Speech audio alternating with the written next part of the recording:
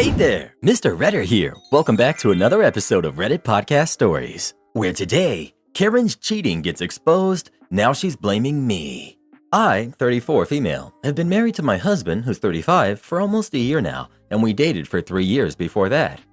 Ever since we started dating, whenever we go out without the other one, we both let each other know where we are and when we arrive and leave as a safety thing. Example, hey, I just got to the bar. Everything's fine. Or, I'm leaving the bar in an Uber, and I should be home in 10 minutes. Now, this weekend, I went out with my friend Amy, not her real name. We went to a restaurant and to dance. Around 2 a.m., we decided to go home, and because we live in opposite directions, we each took a different Uber. As usual, I texted my husband to let him know I was going home, and he told me that he was also leaving his friend's house, and we should arrive at the same time. I knew he was out with some of his friends that included Amy's fiancé as well, as we've all known each other for a long time. But I wasn't really thinking about that, just following my routine. We both got home, I texted Amy to let her know I was home safe, and I went to bed. When I woke up the next morning, I had tons of messages and a few missed calls from Amy. My husband also had messages and calls from Amy's fiancé. In her text, she was asking me what I had told her fiancé. What had my husband told her fiancé? How dare we meddle in their relationship, etc. The texts on my husband's phone were just asking if I had arrived home and if he had any idea where Amy was. I called Amy, and again, she asked me what I had told her fiancé. I told her I hadn't spoke with him, and she lost it on me, because if I didn't speak with him, then how did he know that I had left at 2 a.m.? I explained to her that I had texted my husband as I always do. She said I'm a jerk for not telling her that I was doing that, and that my husband is controlling for making me text him, and for telling her fiancé that she was also leaving. Then she hung up and hasn't picked up again. My husband said he only told his friends that we were leaving because he wanted to arrive at home at the same time as me, and that if my friend did something wrong, I don't know what, that's on her, not me. The thing is, this has reached my other friends, and some are saying that I should text my husband when I arrive home, not when I leave the club, and that I'm a jerk for not telling Amy what I was texting my husband. Some agree with my husband and say this is on Amy for lying. She told her fiancé that we both stayed dancing later, and not on me for texting my husband. Honestly, I don't know what to think, as I feel like maybe I should just text my husband arriving home instead to avoid compromising others or to avoid creating an imaginary curfew for my friends. So Reddit, am I the jerk? Update. I haven't heard Amy's version of what happened during that hour and a half that she was missing, but her fiancé told my husband that everything is fine, and the reason that she was late was because she decided to walk home while smoking and didn't want him to know and be disappointed that she's smoking again. As of the wedding, so far that's still happening, but I'm no longer part of the bridal party as Amy considers me no longer part of her trust circle. I'm still invited to the wedding, but as my husband's +1 because he's still part of the groomsmen. I'm glad I'm not a bridesmaid anymore, and I'm not sure if I'll be comfortable going to the wedding, because Amy and most of her bridesmaids act as if I was trash-talking her to her fiancé when I haven't even spoken to him. I'm sorry to break it to you, OP, but the reality is, she's still upset because she had something major to hide and smoking isn't it. You know it, all of Reddit knows it, and I'm sure deep down her future husband knows it, but he's too deep in denial. Just as long as your husband doesn't start defending her, I just sit back and wait for the inevitable implosion of their marriage. OP. I personally think it's not my place to assume what Amy did or didn't do in her spare time. I keep my side of the street clean, and it's up to her to keep hers. And as for my husband, he's not particularly close to Amy. He just wants to be able to support her friend when he needs it. Update 2. I've heard all of this from my husband and a few friends I still have in common with Amy and Amy's sister, who's very angry at her. Turns out that, as many had assumed, Amy wasn't being faithful. This past weekend, she went dancing with some friends and didn't come home until 5 a.m.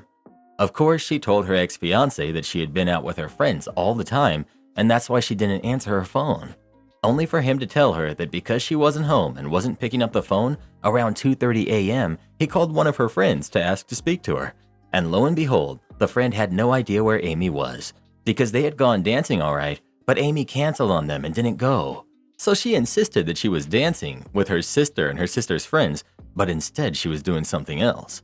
He called Amy's sister to ask her, at what time did Amy leave the club to come home, because he remembered that Amy went dancing with me. And the sister said she hadn't seen Amy either. So he finally confronted her, and after more excuses, she admitted that she was with a work friend. At first, she said it was just a friend that she didn't mention because it's a guy and her fiance would be jealous. But after more fighting and circling, she told him that it was just a bit of pre-wedding fun, nothing serious, and that it wasn't cheating because they didn't actually hook up and it was only flirting and hanging out, alone at his apartment. So he called off the wedding because he doesn't approve of this kind of pre-wedding fun. He's staying with some friends and she's calling everyone she can think of to ask us to talk to him to get the wedding back on. I don't get why some people treat the run-up to their wedding as their last chance to go wild and act single. The last chance was before you agreed to be in a committed relationship. Yes, even before you were engaged. If you're already cheating, you won't magically stop because you got a ring on your finger. You'll just find new ways to justify it, having some pre-golden anniversary fun. If you expect someone to be an alibi for your cheating, it's up to you to make sure they know that and agree to it. Amy's a jerk. As a woman myself, I always laugh when these girlfriends or wives go out to bars and clubs without their man, then dude acts surprised when he gets cheated on.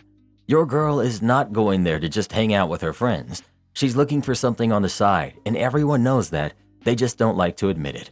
My husband and I decided early on that we weren't going to have any of that in our relationship, and now we're going on 10 years of a happy marriage. Y'all need Jesus. Am I the jerk for telling my vegan sister that she can't serve only vegan food at our family reunion? Every year, our family has a reunion where different members host. This year, it's my younger sister's turn. She's been vegan for about 3 years and is quite passionate about it. We all respect her choices, and we make sure there's a good variety of vegan options whenever we have family gatherings. When she's announced that she'll be hosting, she also said that the entire menu would be vegan to align with her beliefs and that it's a chance for the family to try something different. Some family members were excited, but others, including many of the older folks, were pretty upset and felt like they were being forced into her lifestyle, even if just for one meal. I spoke to her privately and asked if she'd be open to including a few non-vegan dishes for those of us who aren't keen on a full vegan menu. She got quite defensive, saying that this was her chance to showcase veganism and that for one meal, everyone can let it go.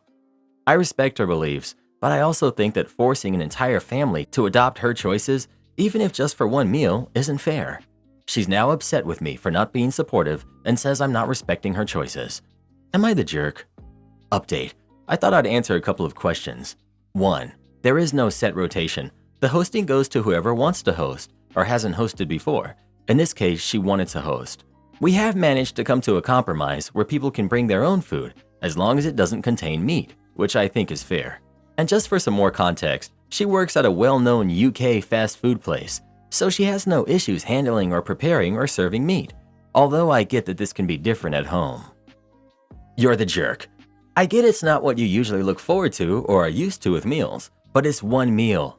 I grew up with 2 vegetarian friends, their whole family, and when they had me over, even as a kid, I knew I shouldn't expect or ask for meat. You say you respect her beliefs, but want her to go against them for you all in her own home. Veganism is based on a strongly held personal belief related to their morals, and in that way, it's similar to a religion.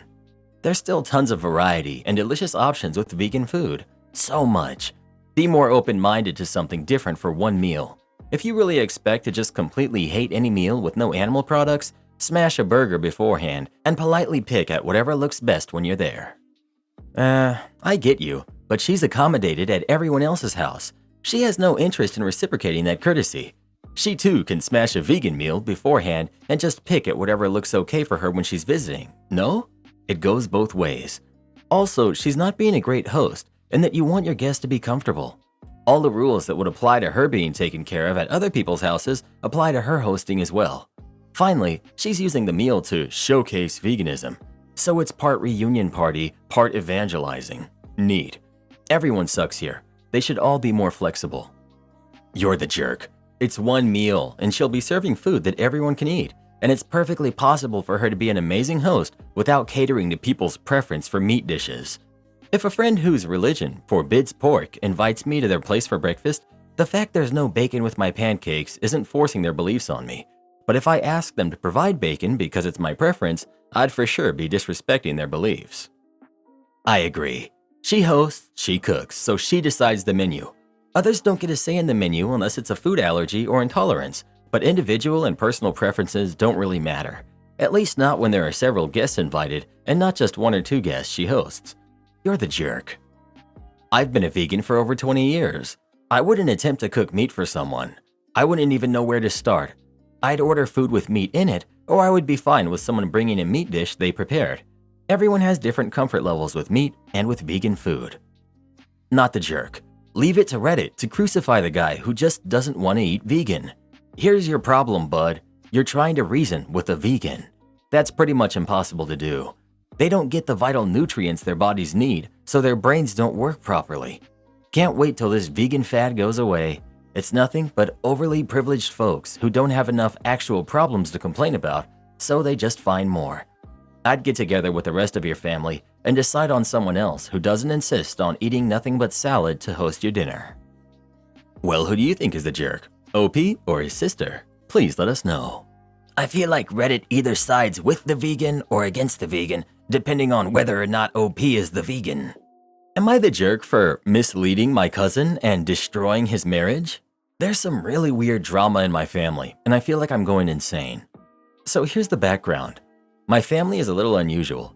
There are 3 of us adults, and we have 2 kids.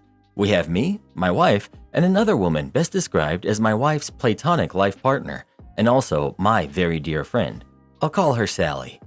Sally has lived with us for 20 years. The kids call her Ma. We live in a 4-bedroom house, and Sally and the kids each have their own rooms. Sally is aromantic and ace. She and my wife love each other very much, but platonically. Sally is like a sister to me. I cannot overstate how incredibly platonic her relationships with both of us have always been. We're all very happy together. I've been super glad we have her since we had the kids. Parenting is so much easier when you have a numbers advantage. My cousin, Dave, has been married to his wife, Mary, for something like 15 years. They have 2 kids.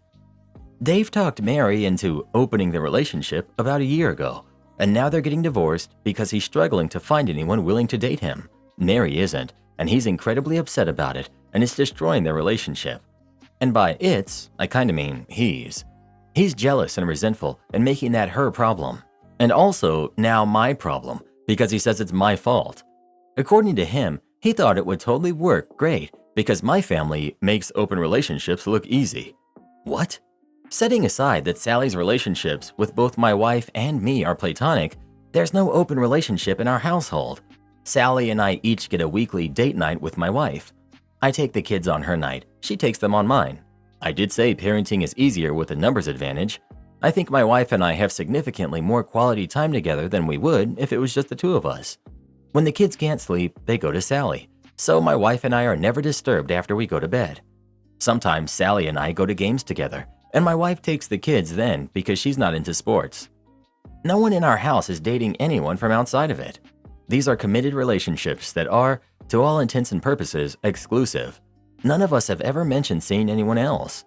Even if we were, which again, we're not, I don't see how that would make me responsible for him treating Mary wrong because he's jealous. Somehow, he was apparently convinced that he and his beer gut would get all the girls, but no men would be interested in a charming, kind woman who keeps herself in reasonable shape and bakes the best cupcakes you will ever taste. I had dismissed this as out of my hand, but my aunt, his mother, and like 6 other family members agree that I'm the jerk and have been insisting I should apologize to my idiot cousin and help him talk Mary into closing the relationship and staying with him. I like Mary. We've been friends for 20 years and she's good people. Also friends with my wife and Sally and a wonderful aunt to my kids. Given the choice between her and Dave, I'd keep Mary in the family along with her kids. Someone in my family is insane here. Is it me or them? Who's the jerk? Am I the jerk for telling my sister-in-law she should cancel the baby shower she was planning for me? My husband and I are expecting our first baby in a few months, and my sister-in-law offered to throw us a baby shower. I was really in love with the idea and accepted, and then my mother-in-law got involved. But my sister-in-law disrespected the one clear boundary regarding the baby shower that I had, and she refuses to let it go despite being told not only by me, but mother-in-law and my husband as well. She insisted that my half-siblings should be invited, as well as finding biological family from both sides and inviting them. This is an absolutely never thing for me. I did not invite them to my wedding, and I have not seen or spoken to them in several years. But she's going extremely hard on the "but family" argument. Background: I'm an affair baby. My father cheated on his wife and I was the result. His wife kicked him to the curb and he and my mother stayed together. I was born and they did not take care of me, and when I was 3, I was removed from their care. None of my biological family wanted me. My mother's family were supposedly good Christians who couldn't stand the thought of an illegitimate affair baby, and my father's family were not in the position to take care of me. My father's ex-wife ended up taking me in. I'm not sure why. The fact she was paid to take care of me was possibly the reason. I do know I was not loved. My half-siblings ranged from 11 to 17 at the time, and they couldn't stand me. It was made perfectly clear to me from a young age that I was never to call her mom, and I was never to call them my brothers and sisters. My father's family were still in their lives and knew how I was treated, and they didn't care. My childhood was miserable, and I was seen as a burden. My half-siblings continued visiting their mom as adults, and all just made it clear they couldn't stand me. I just left when I was 16, and nobody ever came looking for me. My sister-in-law knows my background, and she knows that I would never want them in my life again. But push she continues to do. And I spoke to my mother-in-law, and she tried to take over more, but sister-in-law insisted that she had offered first. When she brought it up again, I told her to cancel the shower, and I would rather have no baby shower than to have one thrown by her when she can't respect my boundaries. Mother-in-law stepped in and is now hosting one, but sister-in-law is upset because she had spent a while planning and had paid for some stuff already. Mother-in-law said she'd give her the money back, but sister-in-law said I was in the wrong and I should appreciate her for wanting to give me back my family. I told her I had no family until I met them, and she needs to accept that my blood relatives do not want me and I don't want them. I know she keeps telling my husband how wrong I was, and he keeps defending me, but I feel bad about the tension now. Am I the jerk? You already know the answer, right? Not the jerk. The arrogance of your sister-in-law, though. Imagine being that full of your own self-importance to directly go against your wishes because you think you know better. I'm really sorry, OP, but people who come from decent families can have absolutely no idea what it's like to come from a bad one. I don't talk about my own very bad family among normal, respectable people because they just aren't going to understand, and there's good odds that they wouldn't even believe the truth. I don't believe my mom's excuse for bailing on me while I was in labor. I, 28 female, recently gave birth to my second. My parents, who are 57 and 58, live 6 minutes from my husband and I, so our game plan was when I go into labor, my parents would come and watch our first kid while we were at the hospital. My dad is very involved with our daughter, who's 2, but my mom often skips out on playdates and dinners I set up because she's too tired from work or doesn't feel up to it. For clarification, she works 6 to 8 hours a day as a receptionist in a medical clinic. My parents were ecstatic to be able to watch her while I would be at the hospital because they would be the first ones to meet the new baby then. Well, I went into labor 2 weeks early on a Friday, and my dad was out of town for work and wouldn't be home until Sunday evening. I called my mom, and she said she would be there, but she had to run to Target first. She got to our house 2.5 hours later. I was freaking out because I went quickly with my first, and they said you go faster with the second. Whatever, she got there, and when we laid out all the instructions and said we would probably be discharged late Sunday or early Monday, she was visibly surprised. She asked if we really thought it would be all weekend, and she would need to cancel plans. I asked then and there if we should bring my daughter with and call my in-laws to meet us at the hospital. My mom said it was fine and she would happily watch her. My in-laws are amazing with our daughter and are definitely the more involved grandparents, but they live further away, about 40 minutes, and my husband and I were worried it would take too long for them to get to our house. My mom called us early on Saturday morning, 5:30ish, and said she had a headache and couldn't watch our toddler, and asked us to call my in-laws to come get her. My husband called his parents, and they literally showed up in their PJs at 6:15 a.m. I called my older sister to vent about how unreliable our mom was and how I thought she faked a headache to get out of watching our daughter. My dad is the one that plays with her, gets meals ready, and does bedtime on the few occasions they have to babysit her. I said she just wanted to get out of it because my dad wasn't there to actually do the work. For background, my mom used the headache excuse very often when I was growing up to get out of family things and have alone time at the house, brothers' football games, church, visiting in-laws, etc. Well, my sister asked my dad if it was legit or if she was just trying to get out of it when she realized what a big commitment it was. My dad told my mom, and when my parents came to meet the new baby for the first time, she told me I was a jerk for thinking she would fake a headache to get out of the responsibility. I can't shake the feeling that she lied about it, and I've taken a step back from including them with my family's events with the kids.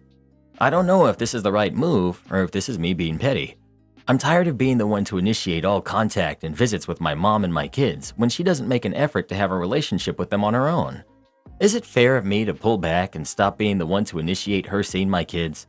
My mom has no barriers to healthcare and has been asked by my dad, siblings, and I to be evaluated by a neurologist, and she has always refused, saying they aren't that bad. This is the first and only time I've ever asked my mother to babysit alone.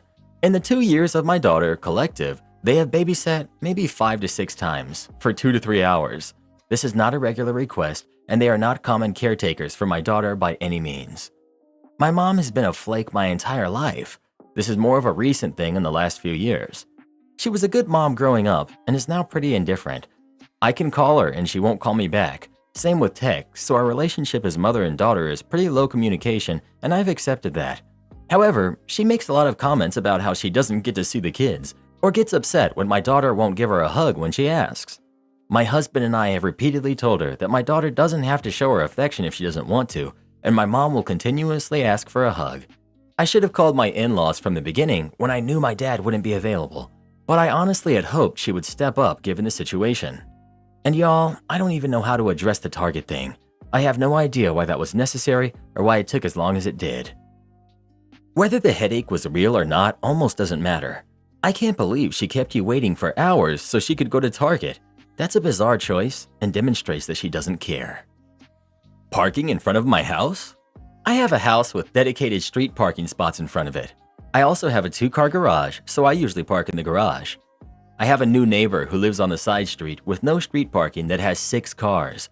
They alternate which car is parked in front of my house between the truck, their SUV, and their squad car. There is no assigned parking, and I generally don't care, other than the truck is loud enough that I can hear it in the house, and they usually use remote start and let it idle for 5 to 10 minutes before they get in it. This is a lifted full-size V6 truck with a terrible sounding exhaust and the thin blue line stickers, etc. Total Chud Mobile. I went to grill something which required me to move my car, so I moved it to the spot in front of my house since it was open. I'm lazy and just haven't folded the grill up, so I left my car parked there for a couple of days. I then ran to the grocery store for about 10 minutes at 9:30 p.m. to grab a few things before they closed. When I got back, they had moved their lifted truck into the spot in front of my house from the spot across the street. I was shocked at how petty it was, like genuinely impressed. But given that they are a cop, this was less than a surprise, and probably an indication they should not have the job they have if this is how petty they are. But I digress. So I used my doorbell camera to set up a motion zone notification for the parking spot. I got a notification and heard the truck start up and they left. So I moved my car 1 spot forward to the spot in front of my house. They came back 10 minutes later. I could hear the truck and I checked the doorbell camera. I've told my partner about this and they think it's hilarious and fully endorse using their car to go places so we can leave mine in the spot in front of the house. Since I work from home, I don't use my car much. It's been there for about 6 days now. Tomorrow we go on a 2-week vacation and I'm just going to leave it parked in the spot. I checked the HOA bylaws. There's no limitation on how long a car can be parked there as long as it's registered for road use. I'm really only doing this because they obviously care enough to come out and move their car minutes after I left. I genuinely don't care, but think it's hilarious they feel entitled to the spot in front of my house when they have 6 cars and bought a house with a 2-car garage, which they only park 1 car in. I'm debating on buying a 2nd car just to leave it in the spot. Am I being too petty?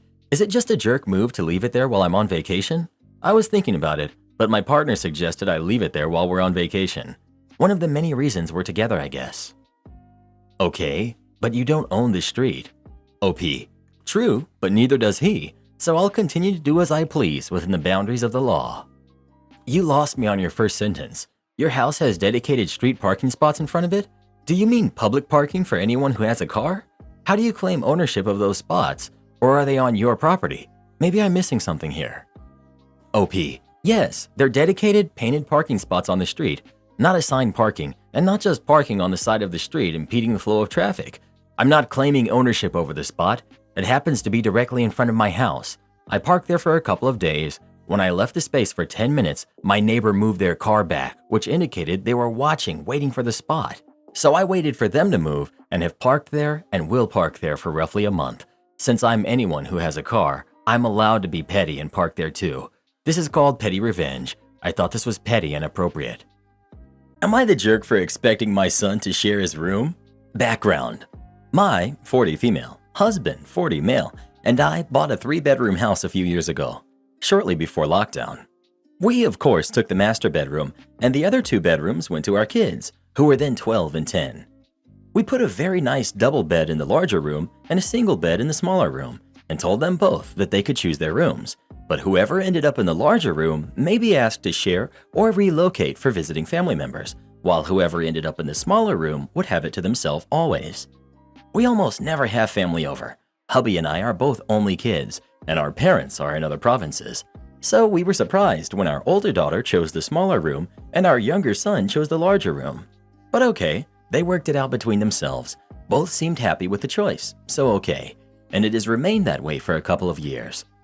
Now, we have a 4-day weekend coming up.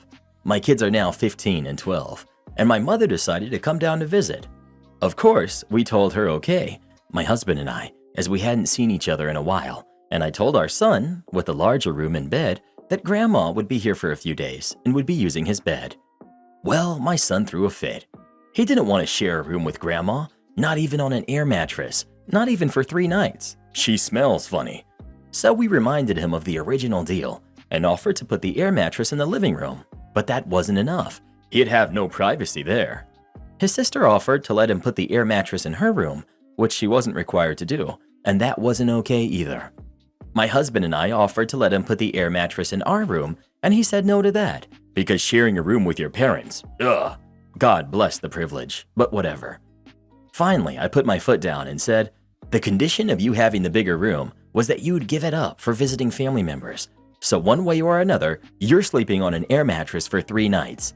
You can choose if the air mattress goes in your room or our room or the living room, or literally any room in this house, but you are sleeping on an air mattress while Grandma is here. Shortly after that confrontation, my husband came to me and suggested that we encourage my mom to stay in a hotel. I asked him who was going to pay for that hotel, since she can't afford it. We can't afford to put her up, and he went silent. Now he's calling me the jerk for forcing our son to give up his room for all of 3 nights, and suggesting that I tell my mom not to come at all, since apparently none of us can afford it. Edit. I sincerely appreciate everyone's comments and judgments, but I have officially reached the point where every time I look at my notifications, it adds 2 every second without me even having to hit refresh. Clearly, I should have posted this on my main account, since apparently Reddit karma is important in some way. To follow the common Am I the Jerk trend and respond to some common themes. 1. Why don't I offer my own and my husband's bed to my mom? My husband has back problems, so also cannot viably sleep on an air mattress. I will not be going into detail on this.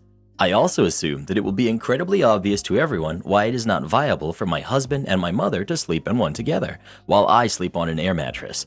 Not to mention that she would never allow me to give up my bed for her as a visitor. 2. Why doesn't my mom sleep on the couch or air mattress? She's 83 years old. Need I say more? 3. Anything involving my son and daughter switching rooms. My daughter is willing to help in the short term, but she seems a bit smug right now about the overall room choice, so she has no desire to switch rooms. And I will not force her, because what kind of parent would I be if I hold my son to the letter of his deal, but go back on my word to my daughter? You may decide I'm the jerk, and I'll accept that, but I'm not a hypocrite. 4. I'm fully aware of the privacy that my son needs. We've had that conversation, and at the prompting of a couple of commenters. I have also recently asked my husband if there was a private conversation between him and my son that would in some way change the situation. He said no. Since I do not currently have any reason to believe my husband would lie to me outright, I'm considering that conversation closed. 5. Rest in peace, my DMs, apparently. I didn't know that happened to 40-something married moms, but please know that I'm not interested. Not the jerk. Your son sounds a bit entitled if he can't survive 3 nights on an air mattress while his grandmother is there. Expecting him to share a bed or a room with her would be excessive, but there are presumably other spaces in a 3-bedroom house where he could crash.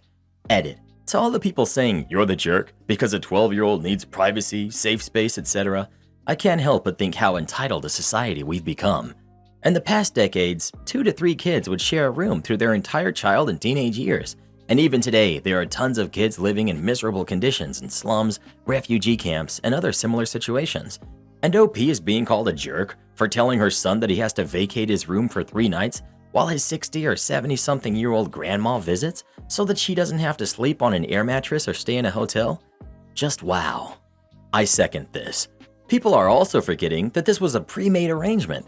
If the son didn't want to share, he could have picked the smaller room. But no, he wanted the bigger one, so he needs to abide by the condition put in place. Like, it's 3 days. He needs to get over himself acting as if it's for 3 months. Not the jerk. This sub is obviously full of kids who think 3 days on an air mattress, which he agreed to, is akin to some form of mistreatment that will leave him scarred well into his adult life. I think he can give his grandmother his bed and stop being a brat, which nothing against him, but is fairly typical kid behavior. I occasionally had to do the same for my grandparents. In hindsight, it was obviously the right call. You're not putting your elderly parents on a darn air mattress. That's insanity. Not the jerk. You've made the conditions clear, and now he isn't happy that they're happening to him. For context, I'm the oldest of 3 and had a similar arrangement. I chose the biggest and best room after my parents, which also had a bathroom next door that essentially became my private bathroom. The arrangement was that I was always the one who had to give up the room to guests, also because I got a double bed. While I didn't love giving up my room, I understood that was the price of having such a good room to begin with. Also, I usually would give up my room for 1 or 2 weeks at a time. A 4-day weekend is nothing. Your son got the room he wanted and is now looking to renege on the deal. You've given him various options, but it's clear he simply does not intend to keep his word. Your husband thinks the person to compromise to his tantrums is your guest, but there is another option. He loses the room entirely and it goes to your daughter going forward. You're the jerk. I'm a certified youth counselor.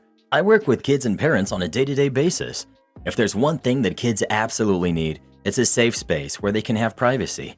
By invading your son's safe space and forcing him to share a room with his grandma, someone he doesn't even like, you're doing him a huge disservice that I guarantee you will cause lifelong issues. I tell parents, as a general rule of thumb, if you don't have a spare bedroom, then don't allow family to stay at your house for anything longer than a day visit. What you're doing is showing your son that your feelings and his grandmother's feelings are more important than his, which will cause him to resent you both. There's been so much research that has gone into what makes kids go no contact with their parents once they leave home, and this is exactly what you're setting yourself up for. You ought to be ashamed of yourself for not putting your son first. If you refuse to trust the clinical studies that have been done, how about trusting the adult child of a family where this exact same thing happened to me?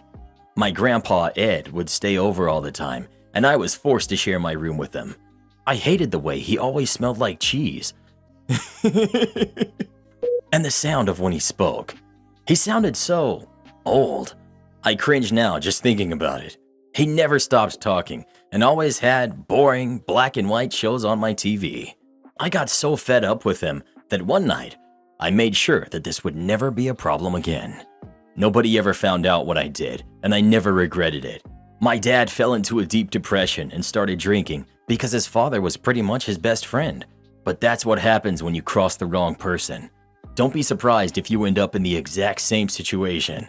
I wouldn't blame your son one bit. Dude, did this guy do what I think he did?